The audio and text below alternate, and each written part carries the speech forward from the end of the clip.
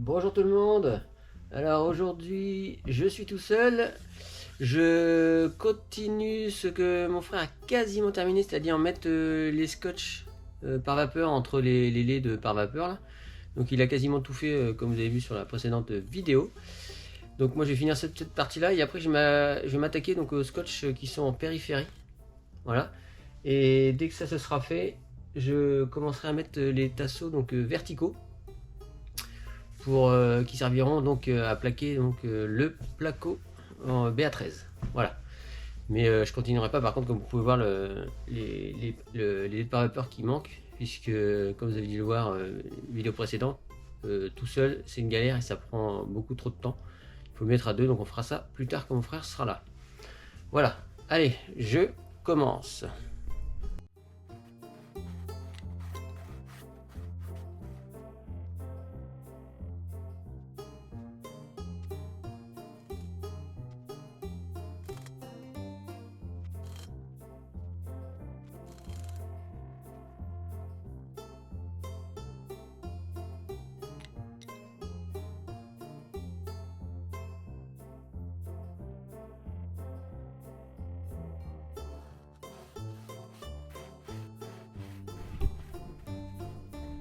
Bon, ça y est, j'ai mis le scotch sur entre deux LED par vapeur. Là, c'est le dernier qui reste à mettre.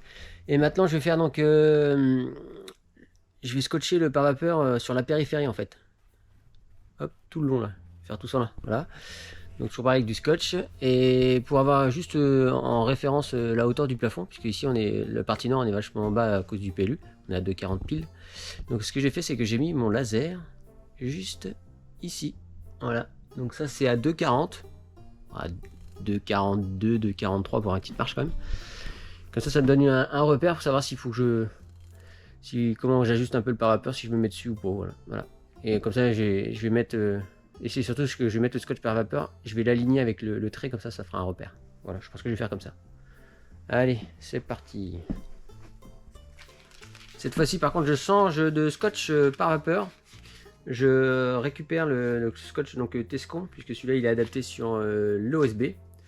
Donc bon, au final on n'en aura peut-être pas assez, mais bon, on ira prendre du c'est quoi, c'est le scotch Rissan jaune là, qui est lui aussi adapté sur OSB et en plus certifié sur ça a été testé enfin, sur 50 ans, je sais pas, enfin voilà, celui-là au moins il est bon aussi. Voilà, donc si j'ai pas assez, j'irai en chercher tout à l'heure.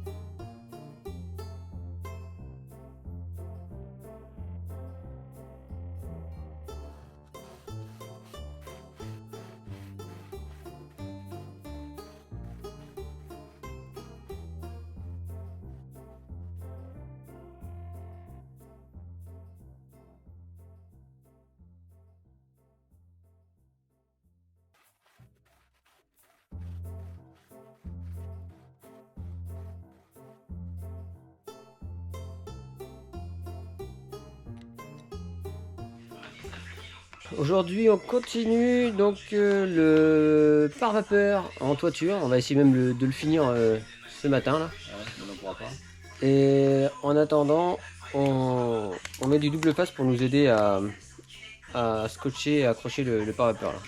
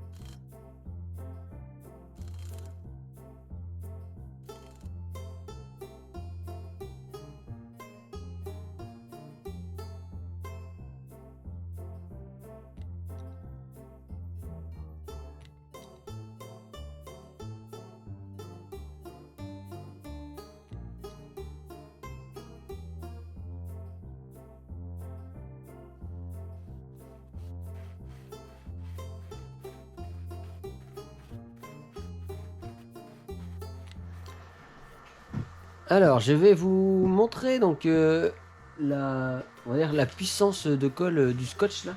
Donc, au niveau de donc son adhérence sur l'OSB, puisque donc ça c'est la marque Siga et c'est Cicral. Donc c'est celui qui est jaune là, donc jaune tout simple. Après il y a le Rissan en version vert aussi, qui est un peu plus renforcé, avec une armature à l'intérieur, qu'on utilisera pour les conduits VMC, etc. On vous montrera bien plus tard.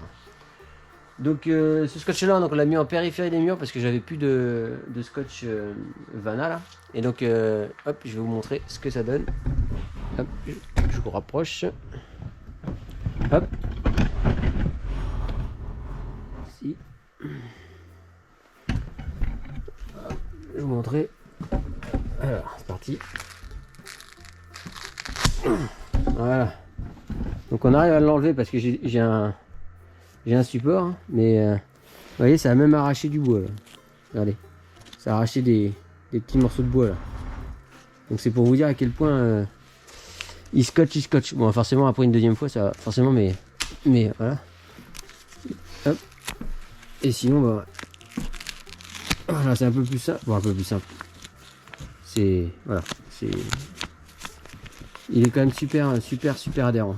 Et encore là, il a été mis, il a été posé il y a 20 minutes, une demi-heure. Mais une fois qu'ils sont posés, au bout de 24-48 heures et tout, où la colle, où ça a bien adhéré, après derrière, pour le retirer, ce sera beaucoup plus compliqué. Donc, voilà, c'était pour vous montrer que le scotch, donc quand on choisit du scotch qui est vraiment utilisé pour l'OSB, c'est vraiment conçu pour, faut pas avoir peur, ça fonctionne bien. Voilà.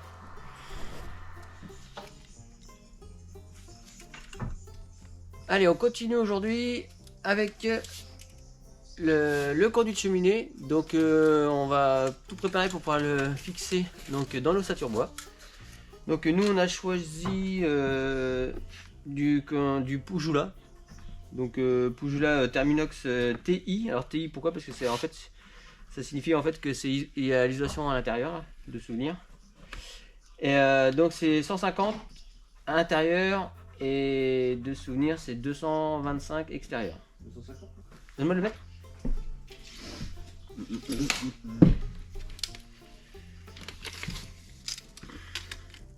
Ouais, c'est ça. 210. Et là c'est 150. Voilà. Ah ouais. Bon. 110. Donc le conduit on vient de vérifier, donc c'est du 150 intérieur, ça c'était sûr, 210 extérieur et au milieu donc de l'isolation donc en laine de roche. Hop, je sais pas si on va hop, voilà, ici là on voit. Alors ici je l'ai déjà assemblé. J'ai déjà assemblé ici, c'est tout simple, hein, il suffit de défaire, il y a un collier. On le défait, et pourquoi je dis que je l'ai déjà installé, parce qu'en fait ce morceau là, il va avec ce morceau là. Tout simplement parce que ici c'est ici ce morceau là c'est une partie qui s'adapte en fait, qui vient coulisser dedans. Il suffit juste de retirer la laine de roche au fur et à mesure dedans, et il vient coulisser pour s'adapter par rapport à la hauteur entre le plafond fini donc avec le BA13 et la hauteur de sortie de la plaque quoi. Voilà. Donc là j'ai déjà installé parce que celui-là bon, on peut le fixer parce qu'après c'est ici qu'on va venir le régler. Donc ça c'est prêt.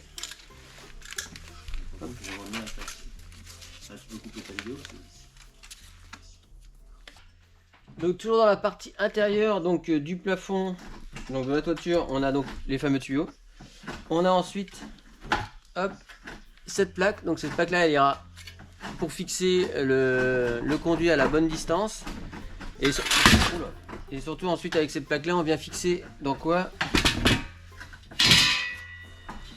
Dans ces plaques là qu'on va venir recouper pile poil, donc c'est pour aller entre les ossatures, on vient les fixer dessus. Voilà, tout ça. Et enfin, pour terminer, il y a cette plaque. Donc c'est la plaque qui va tout en bas et qui vient faire en fait un joint étanche, puisque bon bah avec les normes maintenant il faut être étanche à l'air. Donc ça viendra pincer le conduit pour faire étanche à l'air. Donc c'est pas une plaque. Alors il y a différents types de plaques. Nous cette plaque, le trou est légèrement ovale. Pourquoi? Parce que notre plafond, vous le verrez, il sera pas droit comme ça. Il va être légèrement penché. Donc il faut pas un rond, mais un ovale pour que ça rentre. Voilà. On va le faire. Et enfin, bon, forcément, il nous donne donc les fiches techniques. Donc ça, c'est la fiche technique pour le conduit qui est réglable en hauteur. Et ça, c'est pour venir fixer le support sur le plancher. Voilà. Je vous le mettrai peut-être plus en détail. Voilà. Et donc maintenant, on va s'attaquer à mettre ça en place.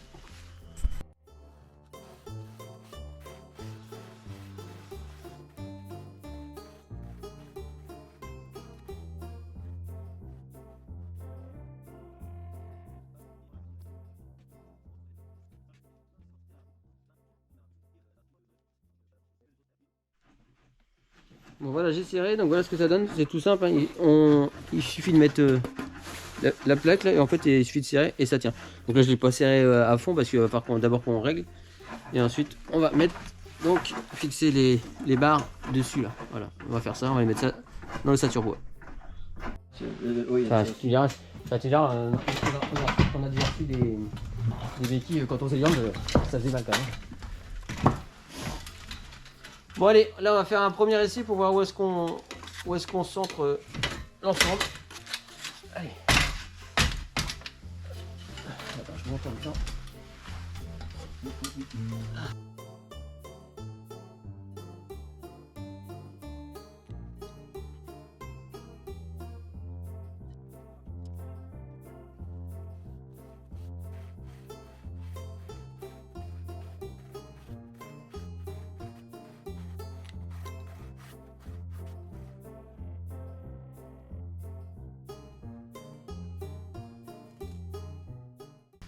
Bon alors là je vous montre, on a fait comme pour la tuyauterie en PVC là, on a fait des repères pour savoir où on devait serrer. Comme ça après il n'y a plus qu'à serrer et on est sûr qu'au moins on a des bons écartements.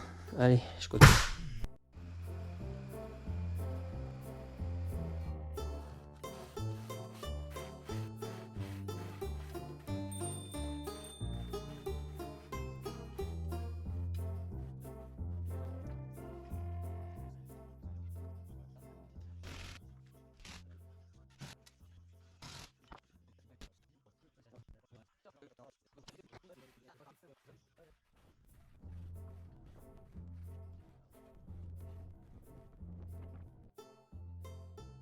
Comme il y avait trop de vent sur la toiture, je vais vous le faire en voix off. Après avoir mis la crosse, donc un peu plus loin là-bas, là on va mettre de l'isolant autour du conduit.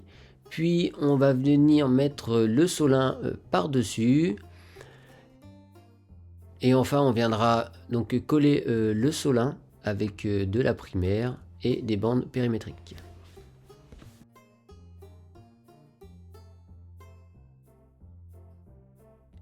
Allez, c'est parti, on commence par découper donc de la laine de roche pour mettre tout autour du conduit.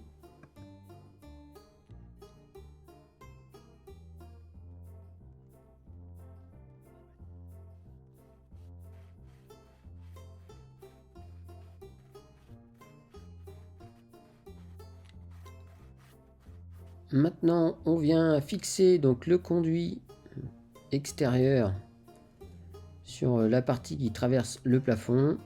On le fixe avec la bague de serrage.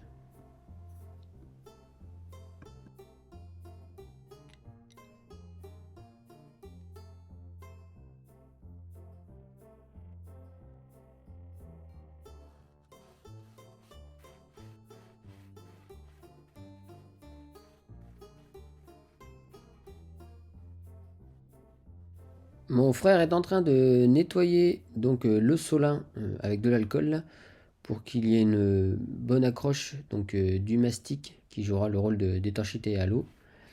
Et pendant ce temps-là, moi je prépare la collerette pour l'étanchéité donc du conduit.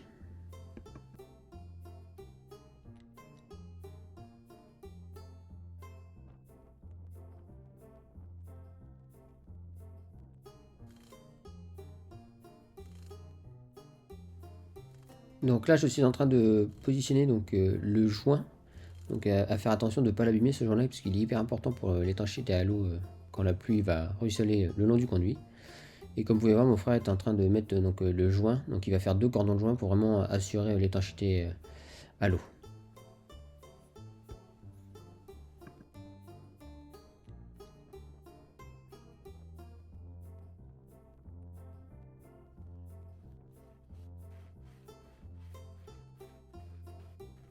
Et maintenant, c'est comme pour les autres sorties de toit, on appuie bien pour que ça colle avec le mastic sur le PDM.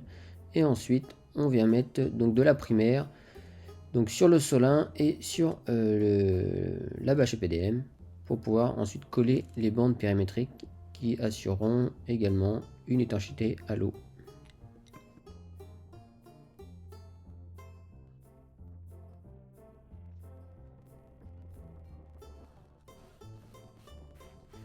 Évidemment, pour la pose donc, des bandes adhésives, on suit l'écoulement d'eau, c'est-à-dire on commence par le bas, puis on remonte, comme ça on assure ainsi un recouvrement et l'eau passe par-dessus.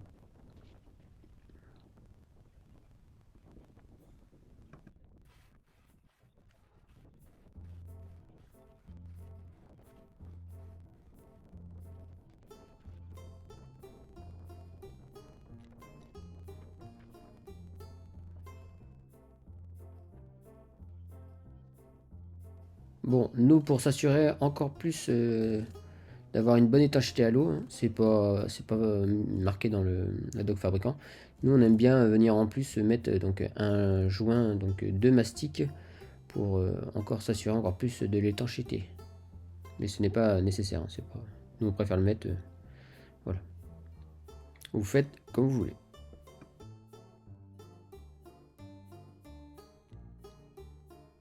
Maintenant que l'étanchéité du solin est terminée, on vient descendre le joint, puis on vient mettre par-dessus la collerette qu'on descend le long du conduit, et on vient donc fixer le joint dans la collerette. Bon bah voilà, on a filé avec le conduit de cheminée là, voilà ce que ça donne. Hop. Voilà. Voilà. Donc il peut paraître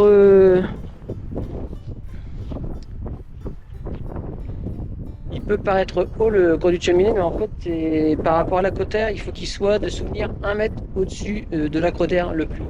Voilà, à cause des fumées, je suppose.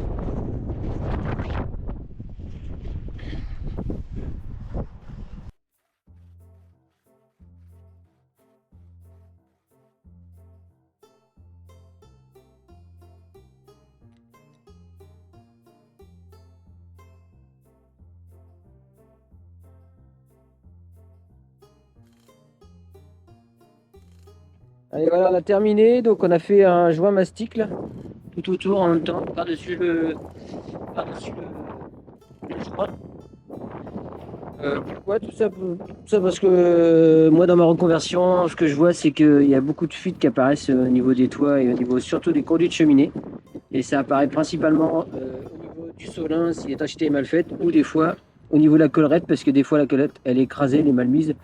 Bon normalement ça peut pas arriver, mais voilà, c'est voilà abîmé et l'eau elle passe ici. Voilà. Donc nous on a préféré assurer le coup en rajoutant du silicone là, et surtout en fait faire attention au niveau du silicone, il faut même que ça respecte sa température, et aussi que donc la température, mais nous sachant qu'on a en plus on a c'est un double conduit, on n'a pas trop ce risque là, mais voilà. Bref, si vous avez un simple paroi de mettre un mastic qui respecte les températures à un certain degré quoi. Voilà, ouais, c'est température extérieure. Bon, comme vous avez pu voir, on a fini de mettre le conduit de cheminée ainsi que la crosse qui servira à passer donc, les gaines pour les panneaux solaires. Et maintenant, je vais vous montrer donc l'intérieur, puisqu'on a également enfin terminé donc l'isolation donc au niveau justement des conduits. Donc je vous montre tout ça. Donc voilà, en ce qui concerne donc le conduit donc de cheminée ici, donc on vous l'avait déjà montré, donc la plaque avec hop ici. Donc c'est de la laine de roche, puisque c'est c'est inifugé. Là-dessus, il n'y a pas de problème. J'ai rebouché donc juste à côté. Donc voilà, donc on a mis une bonne couche de laine de roche hein, pour être sûr qu'il n'y ait pas de problème. Sachant que normalement, le conduit de cheminée, on s'en servira pas, puisque normalement on n'en a pas besoin. Mais dans le doute, au cas où on l'a mis, si un jour on veut rajouter un poêle à bois pour la sensation de chaleur grâce au feu de bois. Et sinon, donc, on va aller directement là-bas, puisque c'est là-bas également qu'il y avait quasiment toutes les sorties. Puisque comme vous pouvez voir, on avait donc la sortie donc pour l'aération, donc la ventilation donc des toilettes ici. Ici on avait donc pareil, il y a une crosse juste au-dessus, donc ça c'est pour la gaine pour brancher l'antenne pour la télé. Ici donc ça c'est le gros conduit en 160 pour la VMC double flux, sachant qu'il faudra qu'on perce ici également donc l'arrivée d'air frais. On a ici la crosse donc pour les fameux panneaux solaires et la gaine, enfin les gaines d'ailleurs, c'est pour ça qu'il fait 80, c'est celui-là. Vous voyez, donc voilà, on a refermé, hop, ici. Et il y avait également là-bas, bon je vais vous montrer parce que j'ai déjà commencé à remettre le pare-vapeur, mais voilà, donc ça c'est la deuxième ventilation secondaire donc pour les toilettes. Voilà, et là maintenant, je termine de fermer donc le pare-vapeur. On va faire ça. Et voilà, donc ça je ne vais pas vous montrer, c'est toujours la même chose. Voilà. Donc pour le coup, on est quand même super content parce que bon bah ça avance là-dessus, et surtout la partie isolation avec les laines des bois, c'était quand même long à faire, et surtout c'est vachement ça dégage vachement de petites particules de fibres de bois là. Il faut bien mettre de masque et tout ça parce que sinon on en prend plein les poumons, les narines et tout, c'est pas terrible, même si ça reste du bois. Voilà, donc c'était assez long, donc on est bien content de terminer. Le pare-vapeur ça va aller assez vite à deux, donc on va pas vous le montrer, et après on va s'attaquer donc à la pose donc des tasseaux en 27 mm pour les cloisons. Et également donc aussi au plafond, on va installer des tasseaux pour venir fixer ensuite les fourrures pour le placo. Donc ça va être la prochaine étape, ça va surtout être ça, ça va être donc commencer à faire cloison et plafond pour accueillir le placo, ou également sur les murs de refend on aura des plaques de Fermacell. Donc vous allez voir un petit peu tout, les différents types de suspentes qu'on va utiliser sur le plafond, parce qu'on aura des plafonds qui seront plats et un plafond qui sera légèrement qui va suivre la pente du toit, pour avoir une bonne hauteur sous toiture côté des baies vitrées. Ça rend sympa et ça donne une sensation de volume. Mais bon, tout ça on vous montrera. On essaiera de vous faire peut-être quelques vidéos de détails là-dessus sur comment nous on pose le truc, pour montrer qu'en fait n'importe qui peut le faire à partir du moment où on a un petit peu d'outils. On va essayer de voir si n'importe quel amateur entre guillemets peut poser tout seul, on va dire, du placo. Voilà. Donc si la vidéo t'a plu, n'hésite pas à mettre le petit pouce, ça nous encourage à continuer, ça fait super plaisir. N'hésitez pas à poser des commentaires, on y répond dans la foulée, il n'y a pas de problème, hein. On est là pour partager vraiment notre système de constructif, pardon. Et voilà, donc n'hésitez pas, abonne-toi si c'est pas déjà fait, voilà. Puisque là ça avance bien, on va rentrer dans le second œuvre. Voilà, je pense que ça va peut-être intéresser encore plus de monde. Voilà, donc n'hésitez pas surtout à intervenir en laissant des commentaires. Voilà, et sur ce, je vous dis à la prochaine pour la suite de l'aventure. Allez, Kenavo, boujou!